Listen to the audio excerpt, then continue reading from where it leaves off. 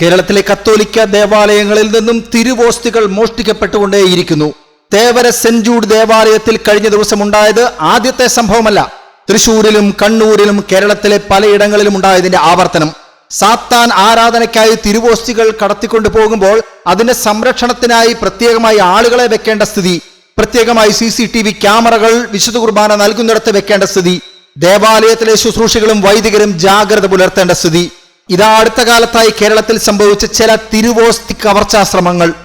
ഇത്തരം മോഷണ ശ്രമങ്ങൾ സംബന്ധിച്ച് കത്തോലിക്ക സഭ നൽകിയ പരാതികളുടെയും പോലീസ് അന്വേഷണങ്ങളുടെയും അടിസ്ഥാനത്തിൽ കറുത്ത കുർബാന പോലുള്ള സാത്താനിക ആചാരങ്ങൾ ലക്ഷ്യമിട്ടാണ് ഈ മോഷണങ്ങൾ നടന്നത് എന്നത് ശക്തമായ സംശയങ്ങളാണ്. കേരളത്തിലെ കത്തോലിക്ക വിശ്വാസികളെ നടുക്കിയ ചില പ്രധാന സംഭവങ്ങളാണിത്. എറണാകുളം നഗരമധ്യേയുള്ള ഇൻഫന്റ് ജീസസ് ദേവാലയത്തിൽ വിശുദ്ധ കുർബാന സ്വീകരണ സമയത്ത് ഒരാൾ തിരുവോസ്തി നാവിൽ വെക്കാതെ മാസ്കിനുള്ളിൽ ഒളിപ്പിച്ച് കടത്താൻ ശ്രമിച്ചു.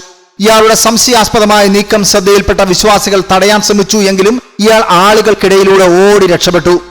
Aluva saint Antony CMI monastery ചർച്ചിൽ അൾത്താരയിൽ ഉണ്ടായിരുന്ന തിരുപേടകം തകർത്താണ് തിരുവോസ്തി അപഹരിക്കാൻ ശ്രമം നടന്നത്. ബ്ലാക്ക് മാസ് സംഘങ്ങളാണ് ഇതിന്റെ പിന്നിൽ എന്നത് അന്ന് തന്നെ സംശയിച്ചിരുന്നു. പള്ളിയിൽ അതിക്രമിച്ച് കയറിയ അക്രമികൾ തിരുവോസ്തി സൂക്ഷിച്ചിരുന്ന അൾത്താര അശുദ്ധമാക്കുകയും തിരുവോസ്തി മോഷ്ടിക്കുകയുമായിരുന്നു. സാത്താൻ ആരാധകരാണ് ഈ സംഭവത്തിന് പിന്നിൽ എന്ന് ദേവാലയം അധികൃതർ ഉറപ്പിച്ചിരുന്നു. ഇതിനെ തുടർന്ന് വിശ്വാസികൾ ജാഗ്രത പാലിക്കണമെന്നാവശ്യപ്പെട്ട് ആലപ്പുഴ ബിഷപ്പ് ഇടയ ലേഖനം പുറപ്പെടുവിച്ചിരുന്നു. 2022 കൊച്ചി രൂപതയുടെ കീഴിലുള്ള അരുക്കുറ്റി സെന്റ് ജേക്കബ്സ് ദേവാലയത്തിൽ അതിക്രമിച്ച് കയറിയ അജ്ഞാതർ തിരുപ്പേടകം തകർത്ത് തിരുവോസ്തിയും മറ്റ് വിശുദ്ധ വസ്തുക്കളും മോഷ്ടിച്ചു. എന്നാൽ ഇവ പള്ളിക്കടുത്തുള്ള തണ്ണീർത്തടത്തിൽ ഉപേക്ഷിക്കപ്പെട്ട നിലയിൽ പിന്നീട് കണ്ടെത്തി. തിരുവോസ്തിയെ അപമാനിക്കാനുള്ള ബോധപൂർവമായ ശ്രമം. KCBC ഉൾപ്പെടെ ഇതിനെ ശക്തമായി അപലപിച്ച് രംഗത്തെത്തിയിരുന്നു. ഈ സംഭവത്തിന്റെ പ്രത്യേകത, പള്ളിയിലെ പണപ്പെട്ടി അടക്കം മൂല്യമേറിയ ഒരുപാട് സംഗതികൾ ഉണ്ടായിരുന്നിട്ടും അതൊന്നും തൊടാതെ തിരുവോസ്തി മാത്രം ലക്ഷ്യമിട്ടായിരുന്നു മോഷണം.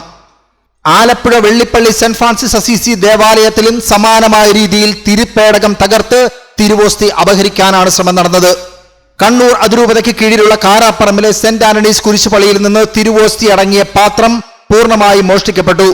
പള്ളിയിലെ നേർച്ചപ്പെട്ടിയിൽ അടക്കം പണമുണ്ടായിട്ടും അതൊന്നും തന്നെ മോഷ്ടിക്കാതെ നടത്തിയ കവർച്ചയായതിനാൽ ഇതൊരു സാധാരണ മോഷണമല്ല എന്നും കറുത്ത കുർബാനയ്ക്കായി തിരുവോസ്തി ലക്ഷ്യമിട്ട് സാത്താൻ സേവകർ ചെയ്തതാണ് എന്നും ഇടവക ജനങ്ങളും വൈദികരും അന്ന് പോലീസിൽ പരാതി നൽകിയിരുന്നു. കുർബാന സ്വീകരണ വേളയിലും നിരവധി മോഷണ ശ്രമങ്ങൾ ഉണ്ടായിട്ടുണ്ട്. പള്ളികളിൽ വിശ്വാസികൾ എന്ന വ്യാജേന വന്ന് കുർബാന സ്വീകരിച്ച ശേഷം അത് നാവിന്മേൽ വെച്ച് ഭക്ഷിക്കാതെ കൈക്കലാക്കി കടന്നുകളയാൻ ശ്രമിച്ച പല സംഭവങ്ങളും കൊച്ചിയിലെയും പരിസരങ്ങളിലെയും പ്രമുഖ പള്ളികളിൽ റിപ്പോർട്ട് ചെയ്യപ്പെട്ടു.